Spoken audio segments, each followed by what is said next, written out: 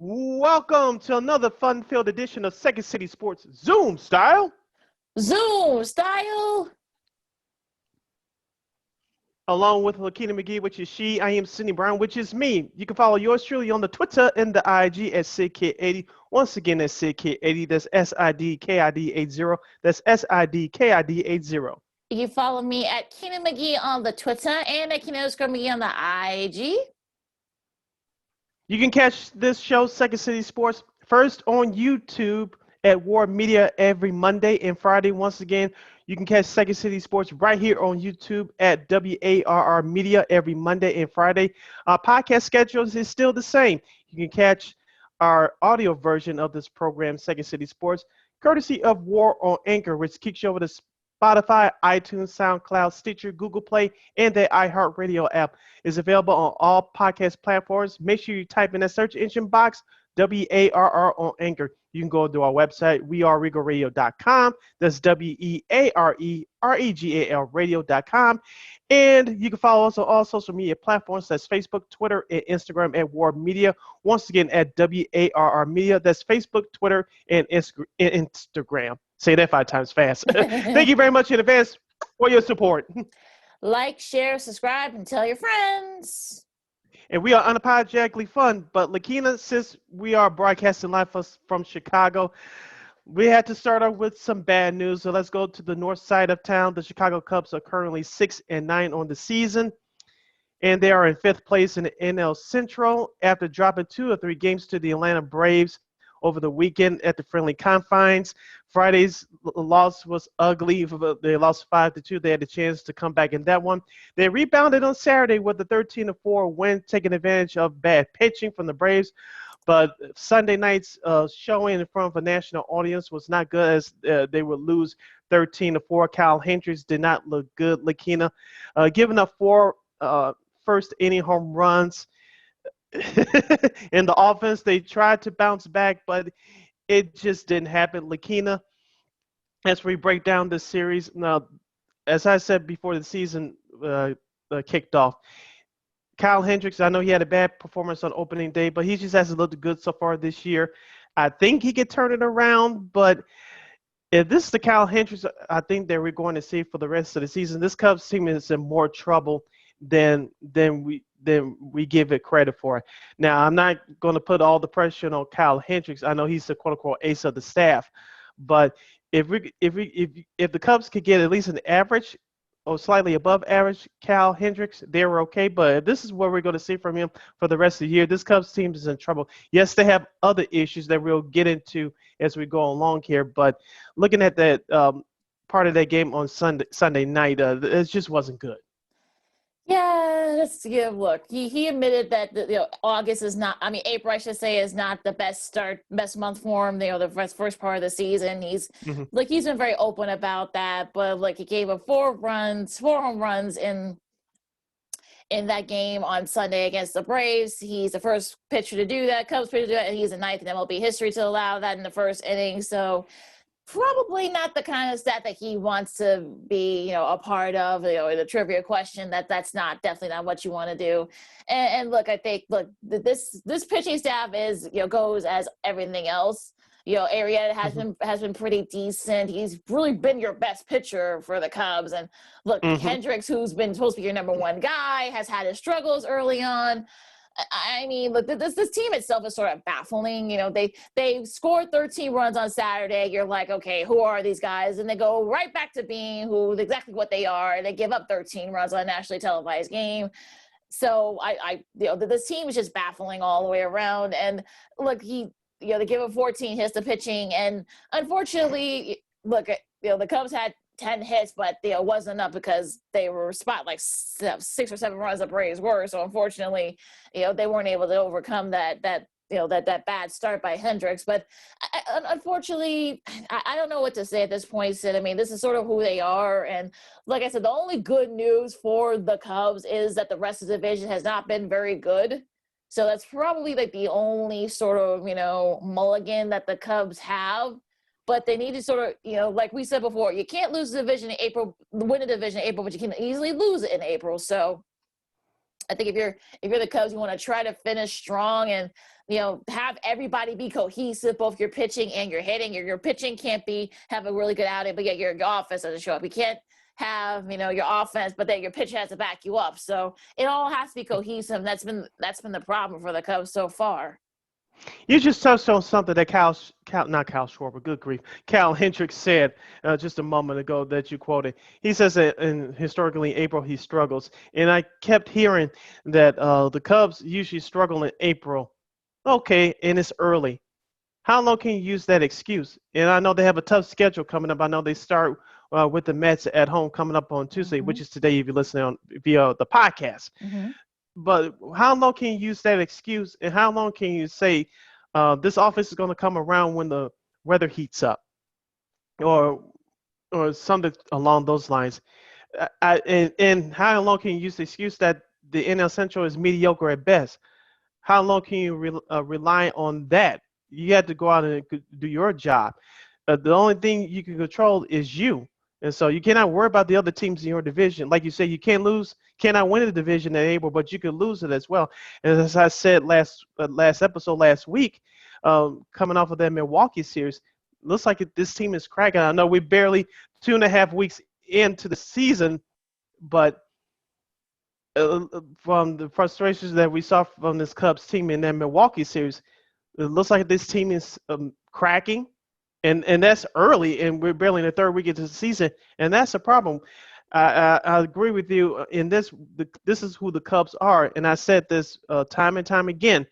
If you're a home run hitting team, you're going to lose more than you win.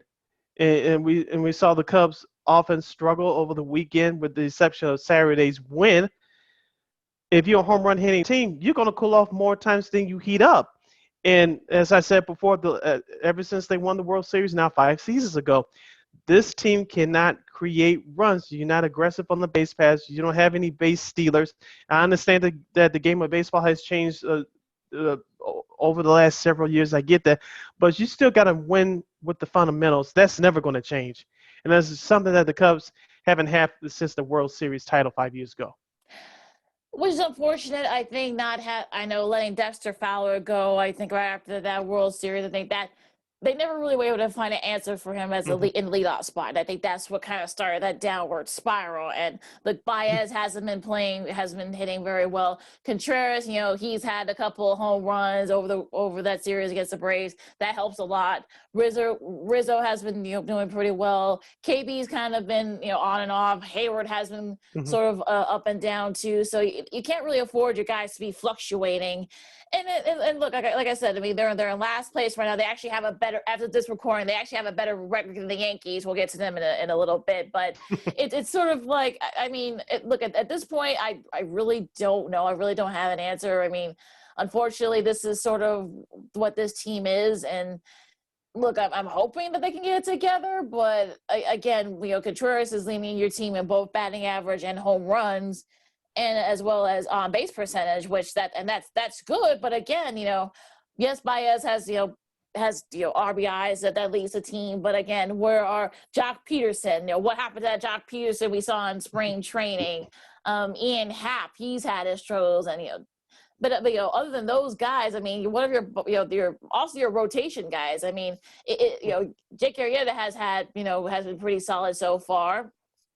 Not the Jake Arrieta we saw a few years ago when he was pitching for the Cubs, but look, he's been pretty solid. And look, Hendricks has been awful. I'm sure he said it, I guess, on Sunday night after at the presser after the game. And look, everyone needs to sort of step up. I mean, you can have all the team meetings, you can have all that stuff, but you need to produce on the field. And I'm gonna be tired of having this conversation by the end of the month if they can't get it together. And we'll see, but. I think at this point, I'm not freaking out yet, but it's I don't know what else you can say. You're listening to Second City Sports along with Lakeena McGee. I am Cindy Browns. We talk about the Chicago Cubs and their early struggles to start the 2021 season. They are currently 6-9 and in last place in the NL Central. Lakeena, listen to these statistics. From the loss on Sunday night against the Braves. 7 strikeouts total for Cubs batters. They struck out 7 times. Ian Happ struck out twice. Javi Baez struck out twice. Jason Hayward once. David Bodie once. And, of course, Wilson Contreras once. Lakeena, as I just said a few moments ago, you had to be aggressive, but this the kind of stats that I just read out to you. This is what happens to a home run hitting team. You hit a home run, it's all or nothing. And you had to be aggressive on the base paths. You had to first get on. You had to be patient, just like the White Sox. We'll get to them in just a moment. But you had to be patient, be selective with your pitches at the plate. You have to draw walks, and that's how you create runs that way. Hit and run, steal bases, things along that line. I'm just not seeing this from this Cubs team. It's just not a 2021 problem. It's been a problem for the last 3 or 4 years. And you wonder what what is it? Is it the personnel? Is it that, look, it's not the hitting coaches. I mean, we've seen it, guys, take the fall, but it turns out that maybe it was the hitting coaches. Maybe it was the players themselves. Maybe a lot of those guys peaked, or, maybe, these guys just aren't good enough anymore. Some of them, I mean, I just don't know. And I think, unfortunately, as the season goes on, we'll have our answers. But again, I just think at this point, we still don't know. And look, one team that seems to be doing pretty well with the bases, but unfortunately, it's been, again, it's not as bad, but it's sort of like the lack of cohesiveness. And that's the Chicago White Sox. They split their series against the Red Sox, and they swept the doubleheader, which was supposed to have been played on Friday, but because of the nor'easter that fell in New England, excuse me, they were able to push the game back, but they were able to sweep both those games on Saturday. They lost both Friday and yesterday's games, I should say. So, Sid, what's your synopsis on probably another team that's had a really fast start in the Red Sox? What do you think about this series with the White Sox? Besides, you could throw Monday's game out the window. The Patriots Day game, Giolito did not look good. He got pulled in the first inning. Not a morning person, I think. I think none of those players are. But with that being said, that you just throw that game in the trash. It happens, but it shouldn't happen too many times with this team. But Saturday's game, you had a chance to take Lakeena. It was just a bad eighth inning as the Red Sox scored 4 runs in that inning, including a home run by Marwin Gonzalez. Mm-hmm. And Xander Bogaerts had a good day with 4 hits and 2 RBI. But I kind of expected the White Sox to take at least 2 games in this series. They did that. You should be happy now. You starting tonight. You're going to have an important 3-game series in Cleveland. Of course, you split with them here in Chicago last week on the South Side. Hope you could take 2 or 3 there. But I think a couple of things that Sox fans should take out of the series against Boston. Michael Kopech looked great in his emergency start on Sunday in that second game. Oh, he was impressive. I know they had him on the pitch count, even though it was a 7-inning short game. They had him on the pitch count. He did good, and so you had to be encouraged there. Yohan Moncada, number 2, he's starting to come around. We talked about him last week. Looks like he's starting to come around. He had a couple of big RBI in that Cleveland series. Mm-hmm. He had it again last weekend in Boston. So those 2 players that needed to step up, in my opinion, over the weekend, they did just that. Yeah, and I think that's what you want, right? I mean, Mercedes, is doing Mercedes things, and he had another big home run on Sunday. The Yamaneta. Yeah. Lakeena got to get on that bandwagon. The Yamaneta. Oh, look, I'm already on it, and look, I think he's been sort of the guy that's kind of kept this team sort of, I don't want to say afloat, but they sort of, imagine if he, wasn't there or he wasn't producing. I mean, some of these losses that they've had, probably would have been blowouts. So, thank God for Mercedes. But to me, though, like I said, the pitching, the pitching, the middle relief, that's been the thing that we said to the various guests we've had on. The middle relief is definitely something that's going to be a concern for this team. Hoyer or Howard, I don't know how you say his name, Cody's name, but, he gave up Howard, and, he gave up a couple of, big hits on Friday.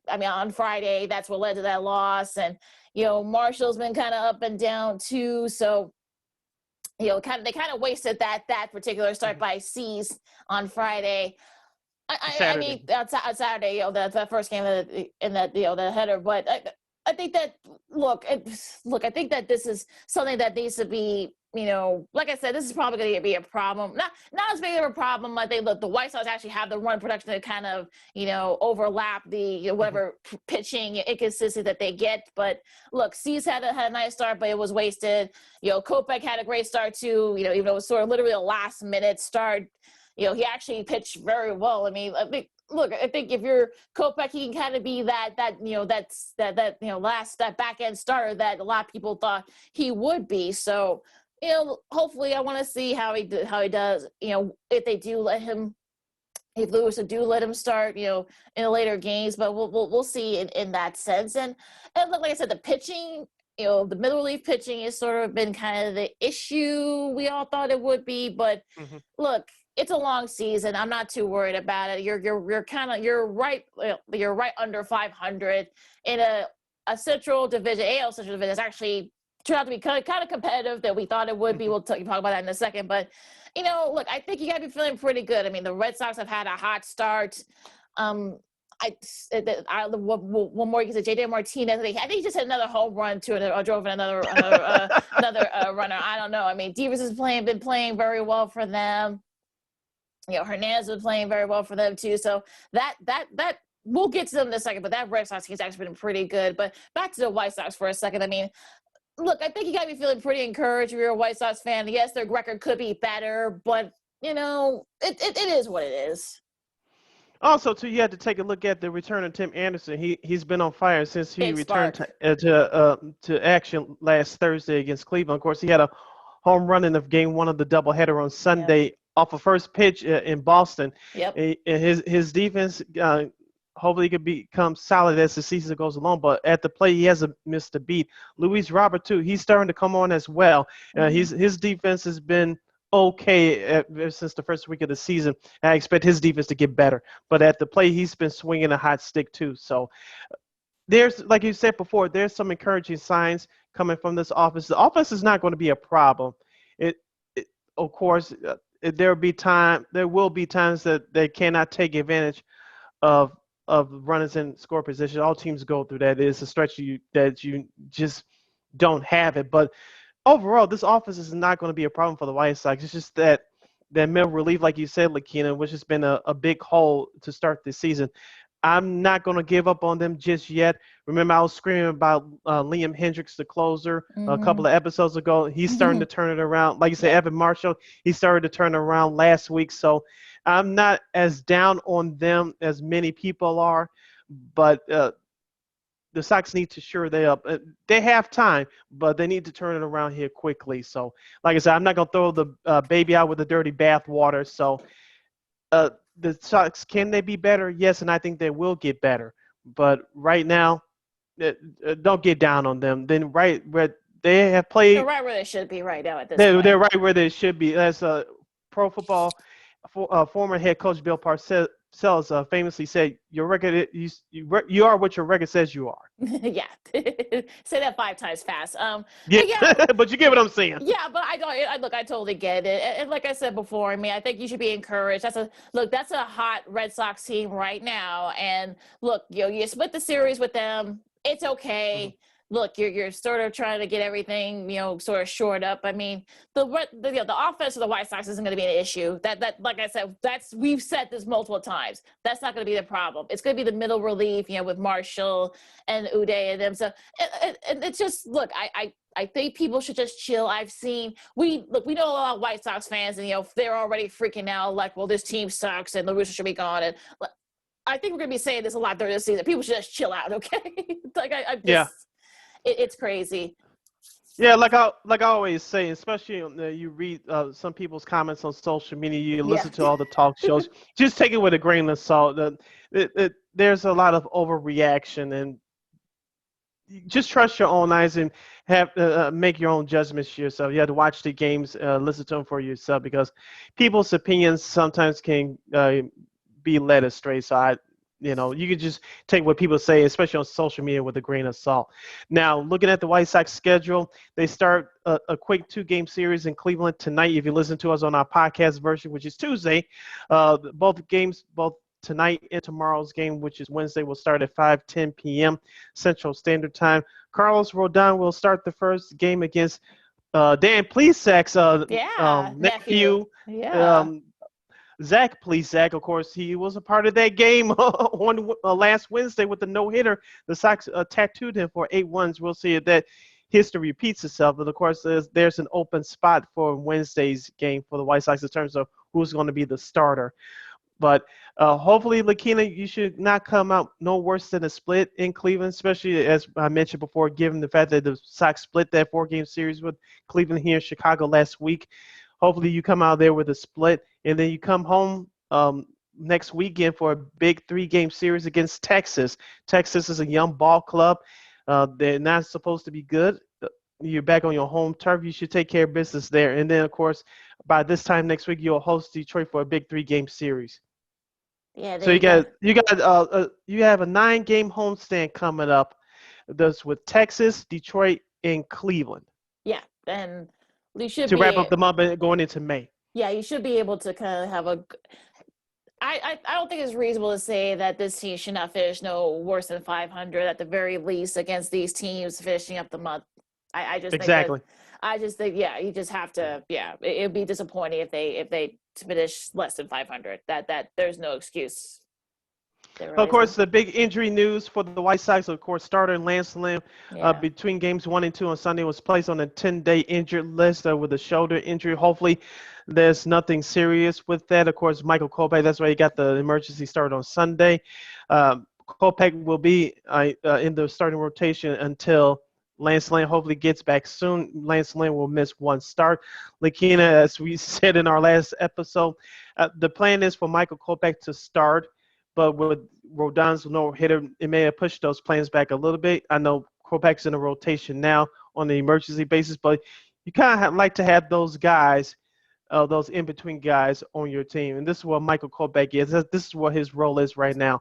And, of course, you don't like any of your stars to get hurt and go on the injury list for any extended period of time. Hopefully, Lance Lynn will be okay. This is just a quote-unquote break for him. Yeah, I If it think is, so be it. So be it. But if it's any worse than this I'm not going to say this White Sox team is in trouble, but, with injuries and pitchers, that's a double-edged sword. You don't want to play around with those things. yeah, I'm hoping that that's the case. That he pitched Mm-hmm. those first 2 starts. He had a lot of pitches, so I'm hoping it's just that Mm-hmm. his shoulder just needs a break. I mean, it could be also be age. He's 33 now, so I think he'll be Yeah, 34. He'll be 34 in a couple of weeks. But I'm hoping it's just a case good where point. this is just like maybe, hey, look, he's 30, gonna be 34. You gotta kind of, not saying have him on a pitch count, but sort of just like, kind of like not have like maybe 120 pitches is probably not a good thing for somebody of Mm-hmm. his age, because he has he's had injuries before with his shoulder. So I'm hoping that that's just like, look, he just needs to rest for a little bit and he'll be right back at it next week. I hope so. Let's hope, if you're a White Sox fan, you're hoping that that's the case.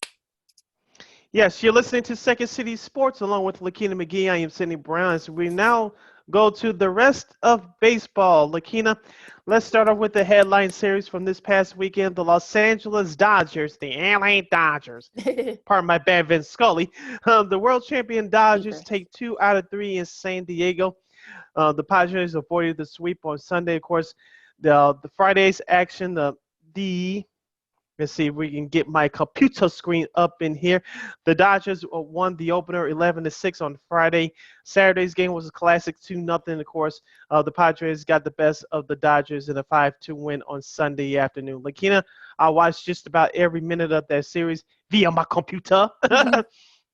But I know a lot of West Coast baseball doesn't get the attention that it deserves, especially at the start of the season. But Yeah.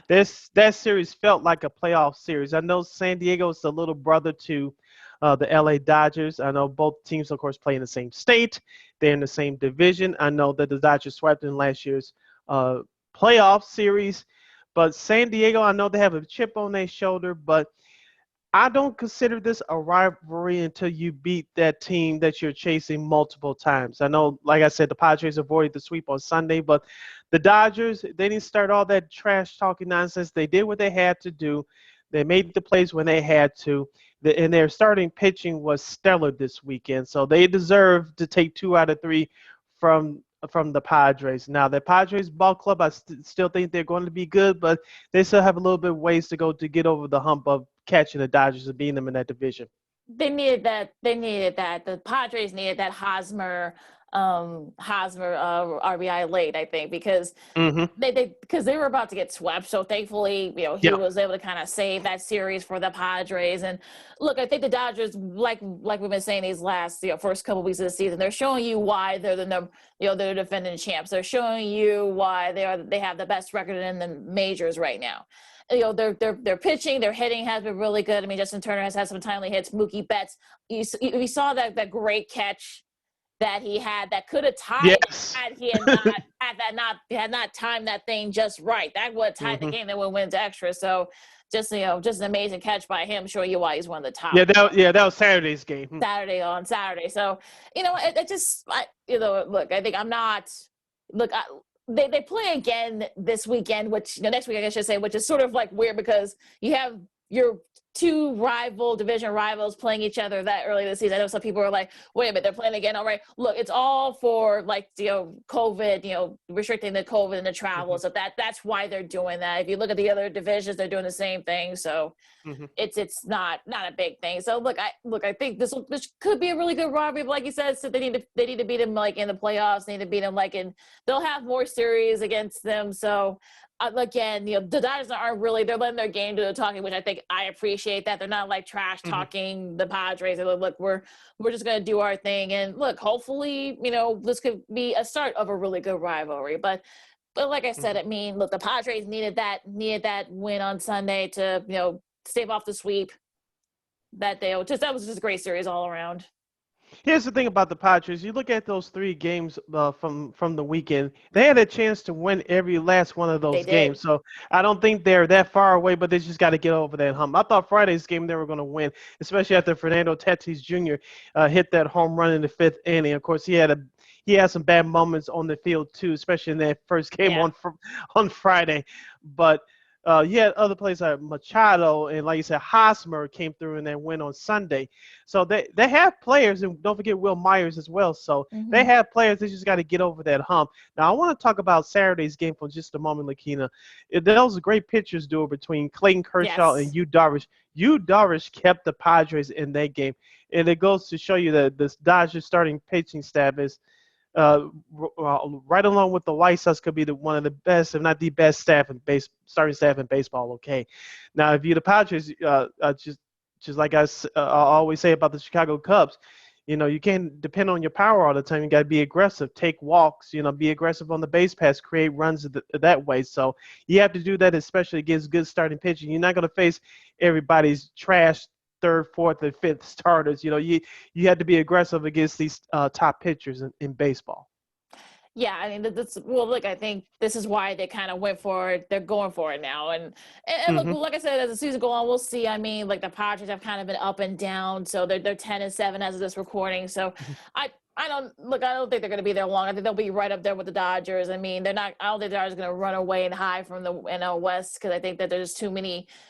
Padres are too good. So we'll see. I mean, look, those are some very entertaining games, and I just hate that they're late at night because you know how East Coast folks are. Trey's like, well, it's too sleep. I don't care about the West. But look, we got some pretty good teams out there in the NL West. And the one of them is the defending champ. So I think people kind of need to get out of there, get their heads out of the sand, and get out of their skis and just watch some West Coast baseball, folks. Yes, I know next Sunday's game will be on ESPN as part of the Sunday Night Baseball Showcase. So at least there's one game that will be on early in prime time.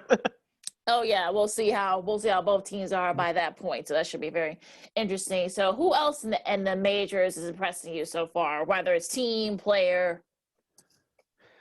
Just before we get to that, Lakeena, I just want to send this out. The Minnesota Twins, I was looking forward to that series against the Anaheim Angels this past weekend. Of course, they are missing some games because due to COVID protocols, because a couple of their players have COVID-19. Hopefully things will get better for that organization and that team very soon. A couple of things that caught me by surprise. The New York Yankees, as you mentioned at the top of the show, they are 5-10, their worst start since the '97 season. Brutal. I'm not worried about the Yankees. They'll get it together. Are they as strong as some people had thought coming into the season? No. But I think more them than the White Sox. The Yankees will need their offense to keep them up their head above water. As I told you, I think Toronto's going to the playoffs this year, representing the Oh wild yeah. card. I And look. Toronto's looked good so far, but I know they lost on Sunday to Kansas City. Yeah. But the Yankees need their offense more than ever with their players getting older now. Aaron Judge, has had his injury issues. John Carlos Stanton, he's an older player. He's home run or nothing, but he's had his injury issues as well. Outside of Garrett Cole in their starting rotation, who else is going to step up? So they need their offense more than ever. Well, and look at the numbers. I mean, the 5-10, like you said, the worst start since '97. The OPS is 642. That's the worst since '73. Mm-hmm. 210, batting average, 1968, that was the worst. And their worst ever strikeouts, 139. They've been struck out 139 times as of this recording. So, again, I mean, look, I don't want to freak out. I know Yankees fans, I follow a couple of media people, who cover the Yankees on Twitter. Some of them are freaking out. So I think people need to kind of like chill out for a second. Maybe it is the weather. Maybe it is the weather. I don't know. But, you got to be more mindful, and you got to not go for the home runs. I mean, look, a lot of these guys are older. I mean, like you said, Judge has been having his injury issues. Stanton has had his injury issues. So I just, look, I think that I'm not worried right now. I don't think Yankees fans should be worried, but like you said, Sid, it's just unfortunate that this is. But like I said, I mean, the AL East, I think it's showing that that's a pretty competitive division. So we'll see. I mean, and as far as like you said, Sid, about the Twins and A's series, I mean, it's unfortunate that we weren't able to get that series, because that would have been a very entertaining one. But let's hope that they can get together, and I'm sure those games will be made up, I'm sure, later in the season. But it's always a bummer when that happens, especially when they come with with COVID and such. Going back to the NL Central, Lakeena, I know we talked about that division. It will probably be mediocre at best for this season. I did catch some of the Sunday's action between the St. Louis Cardinals and the Philadelphia Phillies. If you're a Cardinals fan, should you be worried about that right now, even though as of this recording, you're one game under 500? I look, like we said before. I mean, yes, they've got a good offense. They're led by Arenado and such, but they're pitching. We've said it before. We said it during our divisional breakdowns. The pitching was going to be the thing that's going to keep St. Louis from going to the promised land. And I wouldn't worry. I mean, I think we'll see how they do. I mean, do you really think that Cincy's going to keep up? I mean, they lost their series, but do you really think they're going to be able to keep up with what they're doing? They're 9-6 right now as of this recording. Do you really think the Reds? The Brewers are kind of up and down, so you don't know which Brewers team you're going to get there too. And look, I mean, the Pirates have kind of hung in there, but again, they're probably expected to only have about 70-some wins, so no one's really expecting anything from them. So, but like I said, I mean, that division is terrible. Like I said, the Cubs are still in it. Like, I know it sounds weird that sounds weird for some Cubs fans, but that's kind of how it is in that NL Central. You're listening to Second City Sports along with Lakeena McGee, which is she. I am Sydney Brown. That's me. As we now transition to talk about basketball, Lakeena, since we have these few minutes left, we'll start off with the Chicago Bulls. We'll have the weekend recap of the NBA coming up in our next segment. But let's finish up this segment with talking about the Chicago Bulls. Their last game was this past Saturday night. They defeated the Cleveland Cavaliers 106-96. They're still going to miss superstar Zach LaVine for, I believe, 6 more games due to his protocol of COVID-19 contract tracing. Nikolai Vucevic scored 25 points and grabbed 7 rebounds and 5 assists for the Chicago Bulls. Lauri Marketing Lakeena, I want to pound my fist. He scored 14 points, but I thought he should have done better. The time for development is over, Lakeena. I know we said this coming into the season that this is a player evaluation season, and it still is. If you didn't know about those trades that took place at the trade deadline last month, I don't know what to tell you. It was a big important win on Saturday, Lakeena, for Chicago, but the next several games is crucial, especially without Zach LaVine. This is really going to tell their season right here. I still don't believe they're a playoff team, especially without Zach LaVine for this next stretch of games. It was an important win against a bad team at home on Saturday, but I need a few guys for the Bulls just to step up now with the absence of Zach, and Lauri Markkanen at the top of the list for me. It's almost like he's playing for a contract, so you would think he'd be a little more productive and be sort of like, a guy that we've seen guys play that's playing for contracts. I mean, I think mentally, once, Wendell Carter Jr. and Gafford, got traded, I think that some of those guys were probably like, because I was telling this to some, Matt Peck and Dave Watson, friends of the show, also John Saba, who we hope to have on at some point from the Bulls Outsiders on hot mic. And I think that mentally, Lauri Markkanen, is just gone mentally. And that's a problem. Yeah, that's a problem because there's more minutes for you now, especially now with Zach LaVine gone. This is your time to step up and take a look at the box score from Saturday's action. You only played 26 minutes. You scored 16 points. I said 14, but he scored 16 points off of 12 of 6 shooting, including 3 of 6 for three-point range. The stats look good on paper, but you have to be more aggressive and play with more within yourself. I know head coach Billy Donovan was kind of alluding to that after the game on Saturday.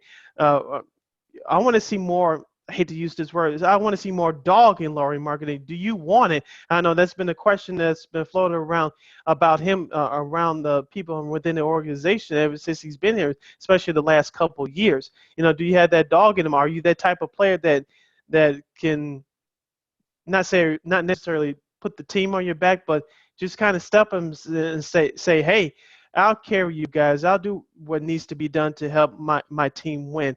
Right now, we're just not seeing it. Not on a consistent basis, anyway. Yeah, I mean, look, we've been talking about this ad nauseum for weeks now, Sid. I've been very disappointed in Lauri Markkanen. I would thought that, look, like I said, this is a guy that's playing for a contract. You would think he'd be a little more productive and be a little more aggressive, and we're just not seeing it right now. And look, I really don't know. I'm kind of done with Lauri. I think mentally, now you're coming around to what I said a couple months ago. I'm done with him. But I think mentally, he's just gone. I think he knows that AK and Mark Eversley are not going to bring him back. So once he signs an offer sheet, that's done. They're not going to match it. They'll go to somewhere else. But at the very least, so at least make it play like you want to stay here. Play like you want to be a part of the future plans of this team. I think if you at least want to do that. I want to talk about Kobe White for a second. He only had 8 points in that game against the Cavs. But, look, he made some – look, he had 9 assists. So I think this is sort of like this, but a couple of games before he scored 15, 16 points. I don't have the numbers in front of me, but look, this is the Kobe that we were expecting. And look, is he a point guard? No, but I think this is sort of this is the guy that we thought that we were going to get. And like I was telling the guys over at the Bulls Outcast that look. I mean, I don't think AK and Mark Eversley know what to do with Kobe just yet. I think they're kind of doing a wait and see approach with him to see where he fits in this system. And look, I mean, Tice had a nice, made some big stops and had a couple of big threes. Garrett Temple, back in the lineup, he had 8 points. Denzel Valentine had 13. I know that Matt's favorite player, Denzel Valentine. He had a good performance on Saturday. It was about time for him to show up, at least on the scoring sheet, double-digit wise. Absolutely. So, well, yeah, look, a nice sort of balanced scoring, and that's what you want. I think for morale and also for psyche purposes, especially since they lost to the T-Wolves. So I think being a bad team, I think, okay, yeah, we can't be bad teams. So yay. Whoop-de-doo. Also, too, let's not forget about Patrick Williams' 12-point performance as well from Saturday, Lakeena. He was very aggressive. He had 4 rebounds total. He was a +3. He also had a big block shot in there as well. Garrett Temple, as you mentioned, had a good game. But Thaddeus Young continues to impress me with his performance. I know he had 5 points on Saturday, but he's that veteran presence that you need in terms of transition over to a competitive team, especially for this young squad like the Chicago Bulls. So Thaddeus Young's been the man in terms of his role all season long. Hopefully the Bulls can continue with that trend because they're going to need it because as of this recording, they'll start with their road trip against Boston. Of course, that game will be already been played by the time the audio version is out. Of course, Wednesday they'll be at Cleveland again for the rematch. And then, of course, Thursday they'll come here to host the Charlotte Hornets at the United Center. Of course, Saturday they'll head to Miami and for a quick 2-game series Saturday, and then next Monday in Miami. So a tough stretch coming up for the Bulls for this week. You only have one home game out of those previous 6 games I just mentioned. Yeah, should be very interesting. We'll see how this is sort of like a positioning, because everyone else, we'll talk about it later a little bit, but, Toronto's been playing well. Washington's been playing well. And I think having, with those teams sort of breathing on your necks to get into those play-ins, I think, let's get it going here. So, Cleveland, you should be able to win that game. Charlotte, you don't know what Charlotte's team. You're both kind of similar, the Hornets and the Bulls, so you don't know which Charlotte team you're going to get. Miami, I mean, that'll be an interesting game too. We'll talk about Miami and the big win they got over the weekend in a second. Also, the Knicks have been pretty good lately, but again, I'm seeing parallels here, Sid. We'll talk about it in a little bit. Me too. Yeah, we'll talk about it in a sec. But you got Milwaukee coming up next Friday. So a pretty kind of even games. Winnable, but also some tough games too. So especially they're not going to have LaVine for most of that stretch. So I think you got to look, that Cleveland win on Saturday was like a big boost, both physically and mentally, for this team. I want to ask you this question, Lakeena, before we close out this segment. Do you think, especially given the circumstances now, hopefully Zach LaVine will be back within the next couple of weeks, but do you still think, and I keep hearing Bulls fans talk about this on the radio stations here in Chicago, and I know keep, where you're going, but keep going. Reading this on Bulls Twitter. Do you think that will it be good for this squad to make the playoffs, even though probably half this roster won't be here next year? I still say yes. It gives some experience, and it gives the front office a better outlook for this team in the future, because I said this after the trade deadline, this management team is not done. This is just a start, folks. And I think for them making the playoffs, it would be good for them. Tanking is not going to do it. They traded away their 2 first-round picks, okay? So let that go. I still think it's going to be good for this team to make the playoffs. In order to go where you need to go, you have to experience some things. Like former head coach Doug Collins, I think he still has a job up there with the Bulls organization. He said this once during the broadcast, you got to go through heartbreak to get to the other side. And you cannot skip steps, especially in the NBA.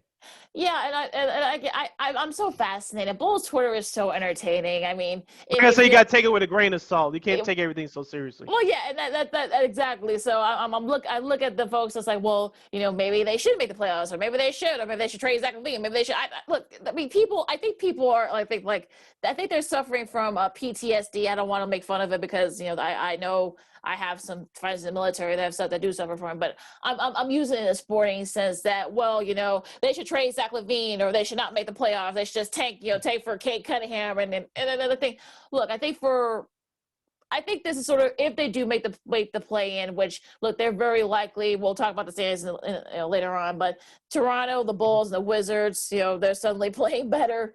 They're kind of that log jam for those last couple of spots in the play in. So I'm like, look, I think anything this will get experience. I think you can say that you make the playoffs. That if you're fortunate that the Magic, get into the top 4, it's protected. That's yours. So you can pray on that. And excuse me. And look, I think, like you said, I think this will be, it's more basketball. You get to see who you're getting. And I think if you're, AK and Eversley, I think you want to see, okay, who are some of these guys that we can build around? Who is this? Who is it that, okay, you got Vooch, you got LaVine, okay, Patrick Williams and probably Kobe White, those guys are set. I mean, I want to see how Brown, who Troy Brown Jr. does, how Daniel Tice, who I'm becoming more and more of a big fan of. He's a keeper. Yeah, definitely. Thad Young, he's had a playoff experience. We'll see how he looks. I want to see how these guys look, just to see, okay, who's someone that we can build on, who we can just let go.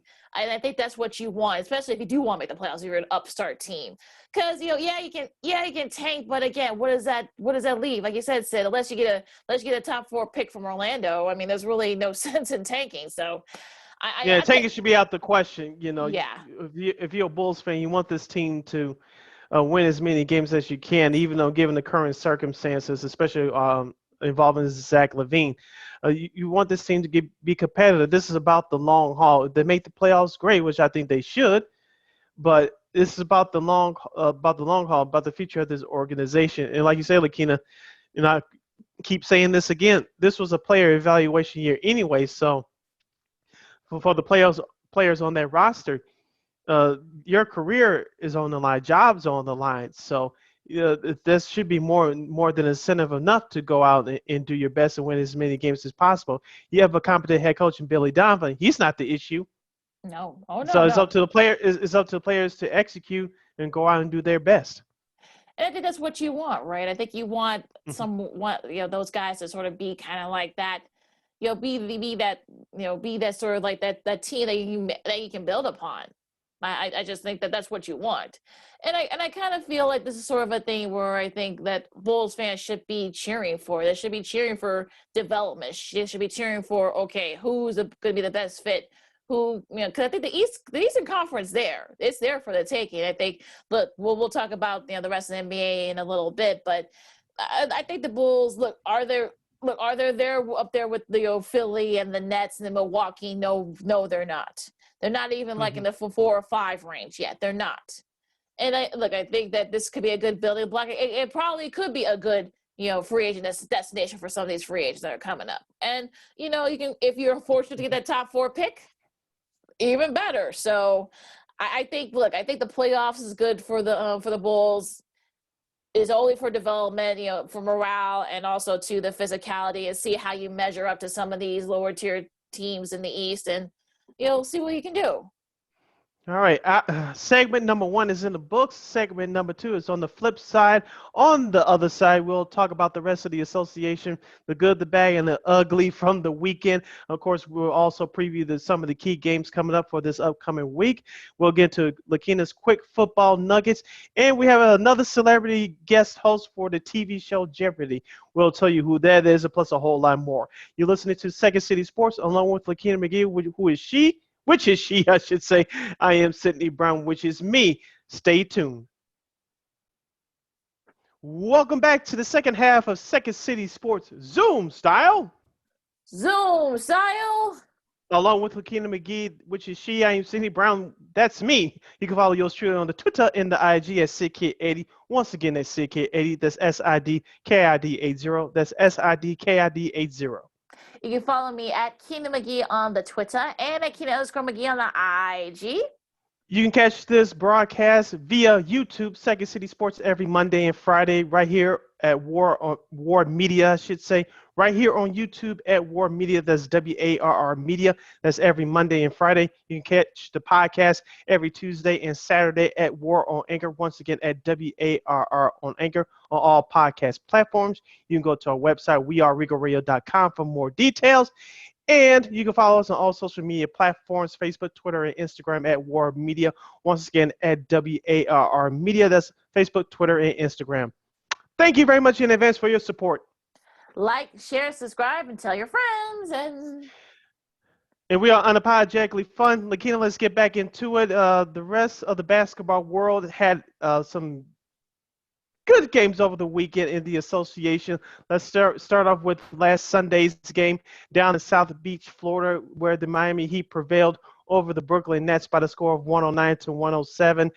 Bam Adebayo, the former All-Star from a year ago, he had the game winner that was part of his 21-point performance, 15 rebounds, and he dished out 5 assists. Kevin Durant for the Brooklyn Nets left the game in the first quarter with a thigh injury. Landry Shamet, I should say, stepped in his place and scored a game-high 30 points. Lakeena, a quick takeaway from this is I was between watching that and the White Sox on Sunday. Maybe I'm overreacting, but I just don't trust this Brooklyn Nets team. I know James Harden also missed a game too. When will all 3 of the Nets superstar players get back on the court healthy for more than 2 games? That seems to be the thing, right? I was more annoyed on Sunday after Kevin Durant ran out with that thigh injury. I understand he's a superstar. I understand he's more of a priority. I know you want to have it completely healthy for the playoffs. I get it, but it's just like it's back and forth. It's like, oh, I get a hang now. I'm out for 2 weeks. I stepped on a finger now. I'm out for 5 days. It's like, damn it, come on. But hey, Am I overreacting, or do you think I have well, a legitimate concern? well, the Spurs just got fined over the weekend for arresting their guys. So Greg Popovich, the head coach, has been doing it for years. yeah, but And now you again, want to go find him? Okay. I know it's crazy, but yeah, look, this is sort of the system that we're in with the NBA. Your guys, they can take days off. I know they tried to limit that, but of course there was some pushback from the union, so they decided to get rid of that, of course. But then again, the Spurs got fined over the weekend for arresting their guys, so it's just crazy. And look, I get it. You're letting fans back into the arenas, and you want folks to have a chance to sort of see the teams at full strength. Also, too, in this case with the Nets and the Heat, that it was nationally televised, so that's why you were trying to avoid it. But then it didn't happen. It ended up being a really good game, and of course, Adebayo, bam, bam, bam. A great shot by him to win it for the Heat. But I think, like, as far as the Nets are concerned, I just want to see. I don't know what to think about the Nets because we haven't seen them at full strength yet. That's the problem. We haven't seen them at full strength yet, so I don't know how to assess this team because we have not seen them all play together. So I really don't know what to say. I mean, now Katie's got a thigh contusion, and Harden is resting. So I really don't know. I really can't really break them down because we haven't seen enough of them together yet. Now, I did watch their victory on Friday against the Charlotte Hornets. So the Hornets gave them back for 3 quarters, and then, of course, Brooklyn took over at home in the fourth. But like you said, we truly don't have a true evaluation of this team because we haven't seen a full lineup together for more than a couple of games now. Kevin Durant did play the majority of that game on Friday, and he looked good. But I will say this about the Nets. I brought up this name early in the season. I like the job that Bruce Brown has been doing, is stepping in that small forward spot, and due to the various injuries, especially to Kevin Durant, and also to their backup big man Nicholas Claxton. He's been playing very well as of late too. So of course, bringing Blake Griffin on via free agency and now due to the recent retirement of LaMarcus Aldridge, Nicholas Claxton has been playing very well too. So if anything you want to take away from the Brooklyn Nets is a couple of the young guys that have been stepping in and stepping up all season long. Yeah, I mean, Shannon, I think that's a career high. That was a career high for him, 30 points, so off the bench, no less. So he kept the Nets afloat, once KD went out, and that's a good thing. But at the same time, though, look, I don't know what to say about this Nets team just yet. We haven't seen them, on a consistent basis playing together, so I really don't know what to say about the Nets at this point. So, let's move on, please, because because like I said, I mean, I understand what Steve Nash is trying to do. He's been there. He knows what, you want to rest your guys for the playoffs, and that's cool. But, we can't really break them down and, sort of have a set sort of breakdown of this team because we haven't seen them as a whole yet on a consistent basis. Now, the first game of that Sunday doubleheader from ESPN, we'll talk about the other New York team, and that's the New York Knicks. They survived a 122-112 win over the New Orleans Pelicans in overtime. Eric Bledsoe missed a game-tying shot in regulation. It turned out to be a very good game. The New Orleans Pelicans, they're one of those teams that you want them to get over the hump, but they just haven't been able to do that at various points in the season. Zion Williamson had a game-high 34 points. Julius Randle had 33 for the Knicks. Lakeena, I like this New Orleans team. As I said all year long, I know they don't have J.J. Redick anymore. He was picked up by the Mavericks around the trade deadline.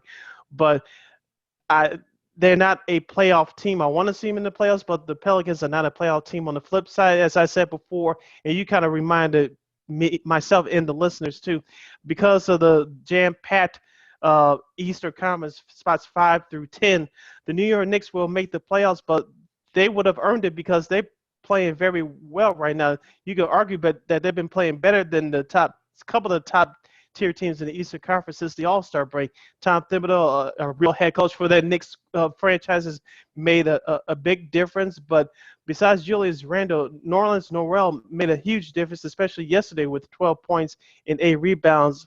R.J. Barrett, even though he scored 18 points, it looks like he's starting to come on too. Yeah, and I think this is what you want. I think it was the Knicks fans have been waiting for. And I think, look, Julius Randle, I think if he doesn't at least get a mention for most improved player, I think that's sort of crazy. Mm-hmm. But look, I mean, he played 47 minutes. I mean, look, he scored 33, which is probably one of the it's not a career high, but it's right up Mm-hmm. there. And look, I think if you're a Knicks fan, you got to be feeling pretty encouraged by this and what they're doing. RJ Barrett's been playing very well. Norris Noel, we kind of we're finally starting to see his potential in some ways. And look, I like well, D Rose actually been a difference maker. He scored 23 off the bench in that game. Yes, So shout out to him. Yeah. I mean, look, it's fine. I think Knicks fans should be feeling pretty good about this team. But I think like you said, we just don't know how they're going to look in the playoffs. Like, will this team have enough left in the tank? That's going to be the thing. It's also going to be about matchups too. Once they're in the playoffs, like who they're going to be pitted against. You could be pitted against a lower seed and then lose. We've seen it before. So I don't know. I mean, look, I think if you're a Knicks fan, you got to be feeling pretty good about this team at this point. But again, it's only the first year. We've seen it before in Chicago. Minnesota fans have seen it before with the T-Wolves. So I think that, look, I think you can enjoy yourselves for right now, Knicks fans. Reviewing a couple of key games from last Saturday as we go a day back. The Lakers had a big 12-point win over Utah in front of a national audience. Andre Drummond returned to action, scoring 27 points, grabbing 8 rebounds. The Wizards, as you talked about, Lakeena, before the break, they starting to play well. They beat the Pistons by 21. The primetime game on ABC from last Saturday. The Celtics are on a current winning streak as of this recording. They defeated the Warriors 119-114. Jason Tatum with another big game with 44 points, 10 rebounds. Steph Curry had a game of his life. It always seems like every time he touches the ball, it goes in. He had 47 points to go along with 7 rebounds. And the Memphis Grizzlies picked up a huge win, defeating the Milwaukee Bucks by 13 in Milwaukee.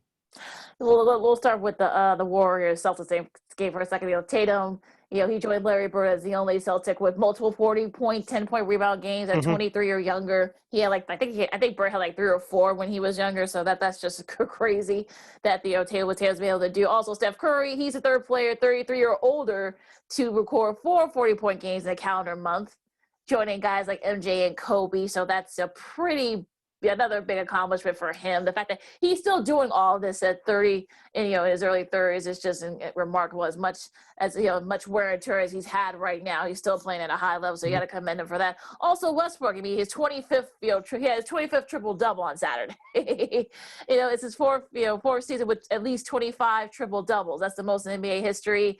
Also 10 shy of matching Oscar Robertson for 100. He has 171 right now as of this recording. So just amazing that what these guys are still doing at a high level. Westbrook's now over 32. So it's just amazing. And as far as the games themselves, I mean, look, the Lakers really needed that win for morale.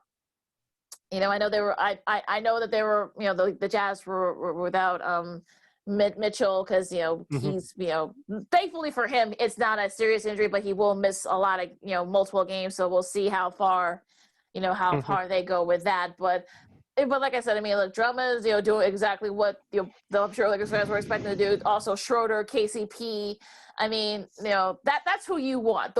That's sort of like the guys you want to step up, because we're still about a week away from Anthony Davis and LeBron. I gotta make sure there are 2 ADs now, so I gotta make sure I know which one I'm talking about. But look, I think for the Lakers, that's a nice win to kind of boost, the sort of a nice confidence boost, because a lot of people thought the Lakers would be in free for all and that they'd be fighting for that spot. They've stayed pretty good. They're right there in the top 5. So, and you have to imagine once Anthony Davis and LeBron do come back, maybe they can. You'll take a few games, but maybe they can kind of get back into it. And that I saw the Memphis game. Grayson Allen had 26. I know. Look, I know he's not everybody's favorite player for whatever reason, but except for you, Coach K. Other than if you're a Duke fan, but I mean, look, that was that's probably one of his best performances. So. I like this Memphis team, and they're kind of in a log jam in the Western Conference, but they look pretty good. That was a pretty good, look, that's no slouch beating the Bucks. That's not, you got to commend them for that. Yeah, you have to commend them for that. As you mentioned before, the Western Conference, that 7 to 10 spot, it's a log jam as well. If you're the Lakers, you had to avoid that. So that victory over Utah over the weekend was very important. I want to highlight a couple other games from this past Sunday. The Mavericks, speaking of them, they're around that 6-7 spot. They had a Hmm. big loss at home to the Sacramento Kings, 121-107. I I told watched you. some of that game. I Sacramento's told just you. Yeah, Sacramento had one of those nights Yeah. shooting from the field, especially from 3-point range. And De'Aaron Fox had a big game with 30 points. Hmm. Luka Doncic led Dallas with 37, but it was the Kings' night, and they pulled out the upset victory. I told folks, I said, look out for this game. We talked about in our Hmm. breakdown. This was going to be a track game for the Mavs, and look, they had their own shooting night. Yeah. I mean, Terrence Davis had 23 off the bench. That's a career high for him. Of course, Hmm. De'Aaron Fox's performance too. Also, Harrison Barnes had 24. So this was out. Buddy Hield, he struggled. He only had 2 points, but also too. I mean, also too, Fox had 12 assists, which led to some of those points. So that was a bad loss by the Mavs, and you hope that this is not one of those losses that comes back to bite them in the butt, when it comes to seeding. But but Hmm. that nice win for the Kings, though, nonetheless. And shout out to the Los Angeles Clippers. They took care of the Timberwolves on Sunday, 124-105.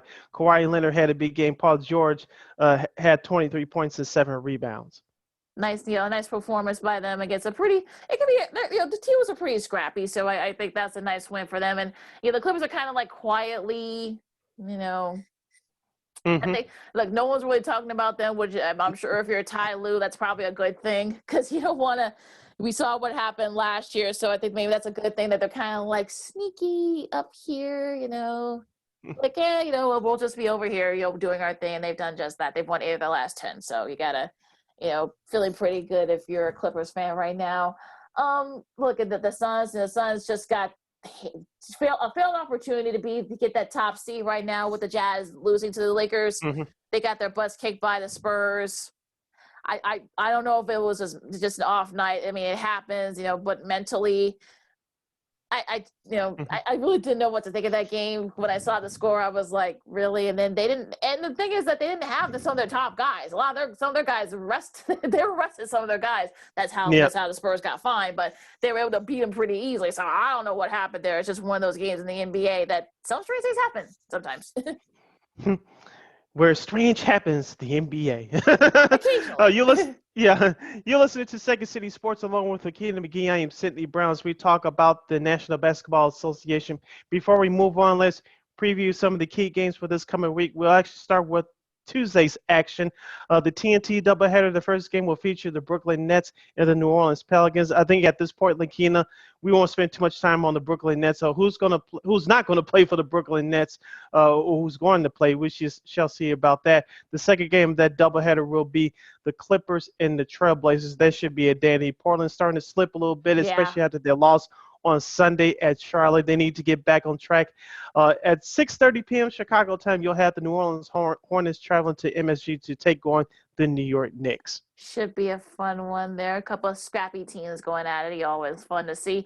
I'm looking forward to that Clippers Trailblazers game. Like you said, so the Blazers really need this performance, a good performance after just being hammered by the Hornets. And they, like I said, they have not been playing very well lately. And we've been lobbying for this team to play well, Sid. So I don't know what's going on. Is it sort of like just going through a slump right now? But they need to get it together. They want to be kind of like avoid the play-in, out west, because there's going to be a log jam there. Let's head over to Wednesday's action. Of course, the Bulls and the Cavaliers will face each other in Cleveland at 6 o'clock. But at the same time on NBA TV, we'll have the Phoenix Suns traveling to Philadelphia to take on the Sixers. Should be fun. You have Ben Simmons versus Devin Booker. That should be a lot of fun. And not gonna say this is gonna be the NBA Finals preview, but look, it'll be a fun game to watch regardless. The second half of the NBA TV doubleheader, you got Memphis versus the Clippers. We'll see if Kawhi decides to take a game off, which it happens. But look, John Morant versus Paul George, that should be a fun one. Yeah, also at 9 o'clock, we'll have the Denver Nuggets taking on the Portland Trailblazers. It's a back-to-back home situation for Portland. So Portland has two tough games. They need to get back on track if they want to avoid the play-in tournament. And going back to the early part of the schedule, for Wednesday at 6 o'clock Chicago time, the Golden State Warriors will continue their East Coast road trip as they'll take on the Wizards in our nation's capital. Westbrook versus Steph. That's always fun when those two play. But I think the first one to 150 points wins. Yeah, pretty much.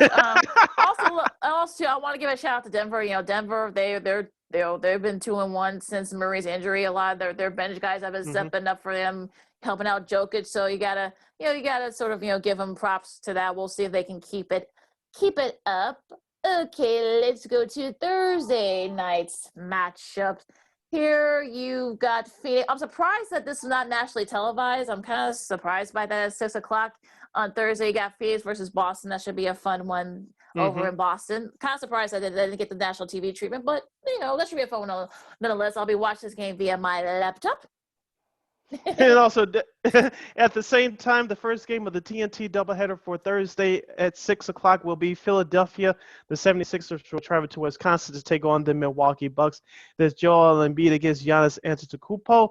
There should be two of the top 5 candidates for MVP. I think Joel Embiid is the leader in the clubhouse for that award. At 8 o'clock Chicago time, will be the Charlotte Hornets traveling to Chicago to take on the Bulls. In the second half of that TNT doubleheader is the Los Angeles Lakers taking on the Dallas Mavericks from American Airlines Center. These two teams have had their battles this year, and I think the Lakers, if they can keep up that fight, and we've seen how Dallas can be at times, so this should be a fun one there at 8:30 on TNT. I'll definitely be watching that. So let's go to Friday's matchup, Sid. You got the first game of that ESPN doubleheader. You got Boston and Brooklyn. That should be interesting. We'll see. Who's playing? Who's not playing for Brooklyn? That's gonna be the bigger story, I think, right? I mean, who's not playing for the Nets? Okay, is it KD? Is it Harden's gonna say, or is KD gonna be playing? It's just crazy. It's just absurd. Yeah. Well, that should be a fun one there, though. Could be a playoff preview. We'll see. Yeah, in the second half of the ESPN doubleheader on Friday, you'll have the Denver Nuggets traveling to Golden State to take on the Warriors. And at the same time, you'll have Memphis Grizzlies traveling to Portland to take on the Trailblazers.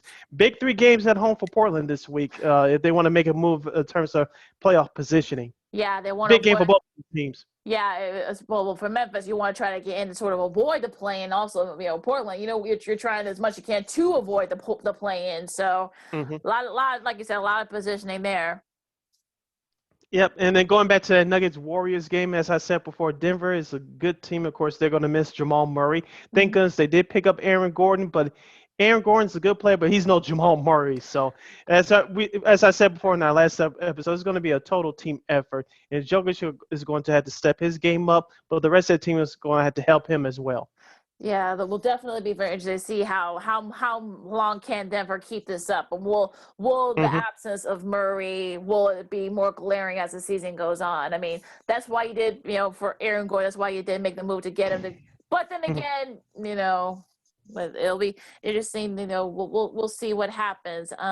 Let's go to Saturday, Sid. The first game should be. Well, it'll be interesting. I mean, Toronto's starting to kind of make a move to try to get into that play-in game. They played New York. These two have had some pretty interesting games this year. So should be very interesting though in that first game. It's a noon game too on Saturday. So make sure to check the time there. And also, too, following that contest will be Philadelphia at Milwaukee. That'll be the second game of that 2-game series. That'll be on ESPN. And, of course, that night the Bulls will take on the Miami Heat from South Beach. At the same time, at 7 o'clock, we'll have the Spurs and the Pelicans. The primetime game for ABC for next Saturday will be the Lakers at the Mavericks. They're going to finish up the 2-game series there in Texas. Should be a lot of all those games should be a lot of fun. Like you said, it's sort of like for some of these games, it's sort of like the start of some mini series or a 2-game series, and so it should be interesting to see how these games shake out because you never know with these kinds of games, especially with COVID, and you just never know. So it should be interesting to see what happens with those games. Yeah, we're about a month or technically less than a month away from the end of the regular season, so playoff positioning in these games are are very important. So buckle up, folks. It should be fun during the last few weeks of the regular season.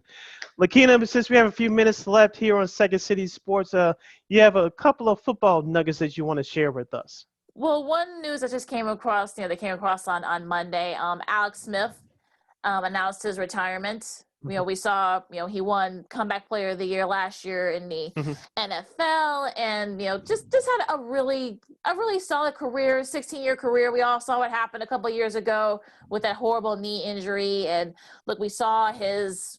He had a compound leg fracture in 2018, and a lot of people thought his career was already over after extensive surgeries and nearly having his right leg amputated, after 8 months of rehab and months and months. We saw his journey on the ESPN doc on the 860. And if you don't want to watch how his leg looked before, I would advise you not to. But it's just an all around great player. He's a great game manager for the 49ers, the Chiefs, and then with Washington. I mean, we'll see what his career takes him. Look, he's got a great personality. He'll probably may be asked to do some television, perhaps. Maybe either college or pro, because he had a great college career when he was at Utah. So I think we should give him kudos for not only a great comeback, but also a great career. Yeah, I know there was rumors out there that if he was healthy enough, he could have been the Bears' next quarterback. I said at the time that was not a good idea, and so. Like you said, he's going to retire. He could do whatever he wants to, whether it's media, coaching, whatever. I know he has enough money in the bank. I know he did this to not only prove something to himself, but show his kids, you have to bounce back from adversity. That's the game of life. We all have to go through some certain experiences to toughen you up, to reap the benefits of the good on the other side. So congratulations to Alex Smith on a great career. I know he didn't get a Super Bowl, but not everybody's going to get a Super Bowl, but it doesn't mean that his career was invalid, because it wasn't. It was a very good career, and to play one game in the National Football League is a privilege, not a right. So he's done a whole lot more than a whole lot of people that had high expectations on him. They didn't come through.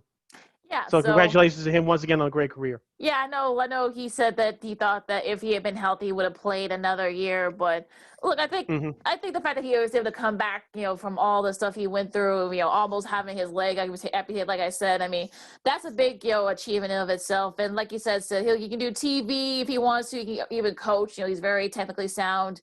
So I'm sure. Look, I'm sure a lot of the networks are going to be, clamoring for him. For, like I said, for both either pro or college. Like I said, he had a great career when he was at Utah. So, look, the sky's the limit for him post football. I think he'll do just fine in his post football career. I think. Yeah, and did you have anything else? Because I had a football nugget. Well, what was your football nugget? Oh, Jadeveon, we didn't talk about this on our last episode. I forgot to bring it up. Jadeveon Clowney, it looks like he's on his last legs. He signed a free agent deal with the Cleveland Browns. It's worth up to $10 million.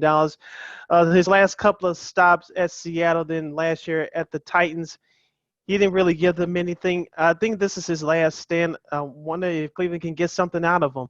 I know he was a high draft pick coming out of South Carolina several years ago. Due to inconsistent play and injuries, he hasn't lived up to that expectation. I think this is his last stand. Let's see if he could bring anything to that Browns defense. I think this is his last stand. Yeah, it's been disappointing, especially the last few years for Clowney. So I hope he can. Look, there's a lot of incentives. This is a very incentives latent contract. So we'll see. I mean, I hope he can fit in the system in the defensive system in Cleveland, but he's been very disappointing, especially with injuries and such. So I hope so. I mean, I'm going to be cheering for him so maybe he can play well, but he hasn't played well in his last couple of stops. So we'll see what happens. All right. Yeah, we shall see. All right. So Julian Edelman, we didn't get a chance to talk about this, Sid. He was officially released by the Patriots late last week. We didn't get a chance to talk about it, but there's already rumors that he might go down to get the band back together down there in Tampa. I don't know if that's going to happen, but look, I mean, he has 36 touchdowns in his career. 6,800 over 6,800 yards, receiving yards, 620 receptions. Assuming that he doesn't play another game, is he a Hall of Famer? I say no, only because that he's Hall of Famers are are for a special group of players that changed the game. Did he really change the game? No. If you really look at his career, he was a replacement for Wes Welker. They're basically the same player. Remember when Welker got hurt in that knee injury, I believe it was back in '09. I know he stayed with the Patriots for a couple more years, but who was under his tutelage to replace Welker? That was Julian Edelman. They're basically the same player. Now he had a very good career, but he wasn't really a game changer. Because I've been hearing like different people say that I've heard some people say the way you say it, but some say, "Oh, he's a Hall of Famer." I think like people just we can look if this is the end for him, and like he's had a great career, and we'll see what he does, and post football if this is the last for him, but. It'll be. I just want to talk about it and see if how you felt if he wasn't Hall of Famer, because I've been hearing like different different arguments from folks saying that he's not a Hall of Famer, so he is or isn't. So and people having like different supporting details as to why. So just wanted to bring that up. I'm like Fox Sports. Yeah, I'm like Fox Sports 1 and Fox Sports Radio's Rob Parker. If I have to think about it or have endless debates, you're not a Hall of Famer. Yep. So we'll see what happens with him and see if this really is in for him.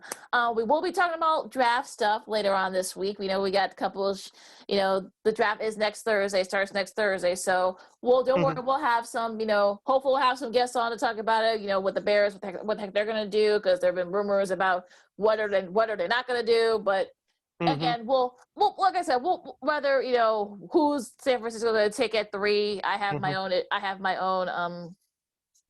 my own thoughts about it, but I'm going to save that for Friday. So yeah, same here, especially about the Chicago Bears. I'm shaking my head. I'll leave it at that. We'll break this down more on Friday, get into more detail because. I'm chuckling. This is how I. If you listen to this show in Chicago, you know why I'm laughing. For those who don't, we'll explain it to you on Friday. We'll leave it at that. Yeah. All right, Lakeena, we're heading down the whole stretch of this episode, and let's talk about everybody's favorite guy, whether you love him or hate him, and that's Fox lead football announcer who's in the Pro Football Hall of Fame. He also still does baseball for Fox, and that's Joe Buck. And this is according to our friends at Awful Announcing. Fox announcer Joe Buck will guest host Jeopardy this summer. The Buck's run as host will take place in midsummer. It will not affect his baseball or golf schedule with Fox. Since the passing of Alex Trebek in November, Jeopardy has returned with a slew of guest hosts from all corners of pop culture, media, and sports, including Katie Couric, Dr. Oz, Ken Jennings, who was the longest tenured contestant on that show, and Green Bay Packers quarterback Aaron Rodgers. Rodgers just finished his stint as guest host, which included plenty of enjoyable moments and kept his door open for more sports-related fun. Jeopardy will keep the sports references coming with the news that Fox broadcaster Joe Buck will be an upcoming guest host on the program. According to the New York Post, Andrew Marchand, not only Buck is going to guest host, but he could be in contention for the permanent job as well. Marchand also reports that Pro Football Hall of Famers run as host will take place midsummer, though it's unclear if he'll get 1 week or 2 weeks at the helm.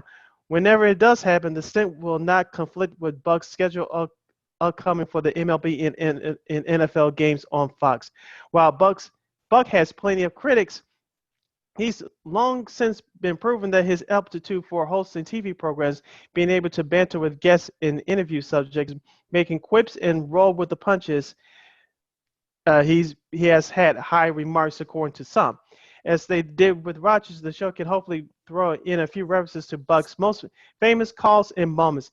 As he's been the top head at Fox for baseball and football, has called multiple Super Bowls and World Series.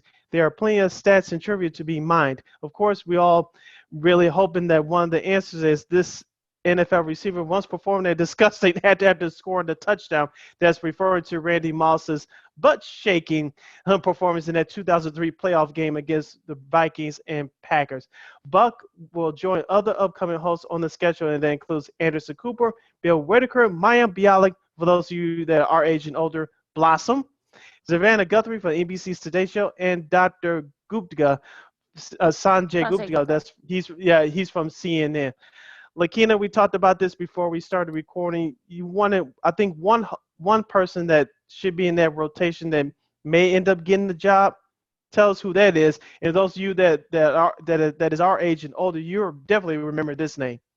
Yeah, there seems to Lakeena? be like a lot of folks, a lot of no matter, it seems like we're divided on a lot of things, but this is sort of like the one thing that people are kind of united on, and that is LeVar Burton, who for older folks may know him as remember him as Kunta Kinte, of course, from the original Roots miniseries, but Yes. us people our age and younger probably remember him as Reading Rainbow, also Star Trek, Yes. also Star Trek Next Generation, also various other things that he done. There seems to be people have been lobbying for LeVar to be the host, for years. This goes even before, Alex Trebek, may God rest his soul, got sick. There were rumors about him retiring. Some people were saying that maybe LeVar Burton should probably be the new host of Jeopardy, and that there's been a campaign about it. They've had about 500,000 folks sign the petition in question. LeVar actually Mr. Bird actually shared that petition on his social media. But look, I think he'll get his shot. I think that they're going to take the folks, they're going to take their time to get it right. And look, I think he'll get his shot later this summer, I think, because look, I don't think they're going to announce a permanent host till when they do their next season, which is probably not, which will be until maybe late September, mid to late September. I don't think Buck's going to get it because look, he got his Fox duties and such, football and baseball.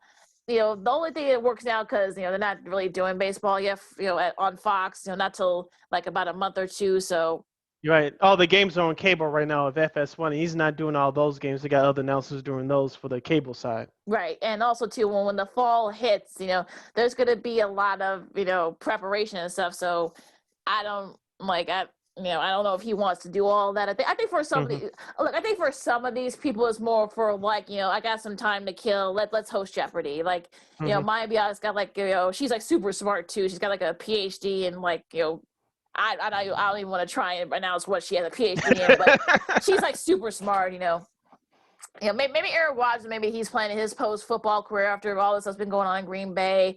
A couple of the news, I think George Stephanopoulos is actually also going to be, doing some, filling duties, but when is he going to find the time? And so I think for some of these, folks, it's just to kill time. And look, I think some of these folks might legitimately are being considered, but I just find it very fascinating, this whole thing. And I'm going to go down. I think LeVar will probably get his shot eventually, but who knows? You never know what's going on behind the scenes. I know Mike Richards, who's a longtime EP. He did a great job when he guest hosted, but he's already said he doesn't want the job. So, his name is now out. So, like I said, it's going to be very interesting to see what direction they decide to go. I know they filmed those episodes a month or two in advance, but I know it could work for Aaron Rodgers if he really wanted. I haven't checked out not 1 minute of that. I know I can find clips on social media, but I know they filmed those episodes at least a couple of months in advance, so I don't think it will bother too much if Rodgers. I know there was some debate that he could do both while he's still playing. If he could do that, so be it, but I don't know if he wants to do that while he's still playing. I don't know about you, but I don't know that he could pull that off. Now, I don't know if the Packers would be happy if he does that. I don't think they wouldn't. Yeah, and it would be a lot too for him. We know he's pretty. Because most of those episodes would be done in the off season, but like you said, Lakeena, most of those episodes premiere in September, and so he will have to film those episodes at least a month before training camp, and players like that time right before they get into training camp, and I don't know if he could pull that off. Now he can film some episodes right in the beginning of the off season, like February, March, and maybe early April, but after that, you're trying to get ready for training camp, and I know that those shows need to film the episodes for the fall season. You don't want to film something from February that'll be premiered 6 months later. That just doesn't work that way in television. So yeah, but like I said, I think this is going to be very interesting to see what direction they do go, because like you said, as far as the Buck schedule, I think this it could work for them, but again, they still got Fox still has one more year of Thursday night football, so that's a lot for him to have to prep for the football. They have to do Jeopardy. I think in some cases do 5 shows a week, if I'm not mistaken. That's probably how some of the game shows do it. So I just don't see him doing that, at least not right at this juncture. But again, look, you never know. And look, like I said, a lot of names that you mentioned are probably just have to get the opportunity, and some of them are probably just doing it, like I said, to kill time. Yeah. I don't think a lot of them are really literally seriously considering getting the guest host, but who knows? The new host, but who knows? Yeah, we shall see what happens in the coming days and weeks ahead. Lakeena, close us out. Okay, so also on a quick shout out to Michigan women's gymnastics. That's their first ever national title over the weekend. For them in that program, though they've been kind of like on the rise the last 10 or 15 years. So, congrats also to Stuart State for winning his first PGA Tour tournament. He actually in a couple of years. This is actually his almost 21 years to the day when he won his first RBC Heritage invitation. So congrats to him. He's kind of had a rough couple of years with his wife, battling cancer and beating it. I think there's also injuries too. So, congrats to him, and also shout out to the women's gymnastics team from Michigan. All right. So on that note, you can follow me at Keena McGee on the Twitter and at Keena_McGee on the IG. You can follow yours truly, Sydney Brown, on the Twitter and the IG at SidKid80. Once again, that's SidKid80. That's SIDKID80. SIDKID80. You can follow this podcast, Second City Sports. You can watch the premiere of the episodes right here on YouTube at War Media. Once again, at WAR Media. Every Tuesday and every Friday. Once again, every Tuesday and Friday right here on YouTube at War Media. Our podcast schedule still stays the same every Tuesday and Saturday at War on Anchor. That's every Tuesday and Saturday at WARR on Anchor, which gets you over to Spotify, iTunes, SoundCloud, Stitcher, Google Play, and that iHeartRadio app. On all podcast platforms, type in that search engine box, WARR on Anchor. And you can go to our website, weareregalradio.com. That's WEAREREGAL radio.com for more information. And you can follow us on all social media platforms. That's Facebook, Twitter, and Instagram at War Media. Once again, at WARR Media. That's Facebook, Twitter, and Instagram. And thank you very much in advance for your support. Like, share, subscribe, and tell your friends. Yes. All right, so, stay warm out there, folks, especially here in the Midwest. It's going to be a little cold. It might be snowing right now as we speak in some spots. So welcome to late April in the Midwest, folks. But but even still, be safe, be good to each other. And, we'll talk to you again later this week. For Sid, I'm Lakeena, and this has been Second City Sports Zoom style. And we'll see you later this week. Until next time, holla!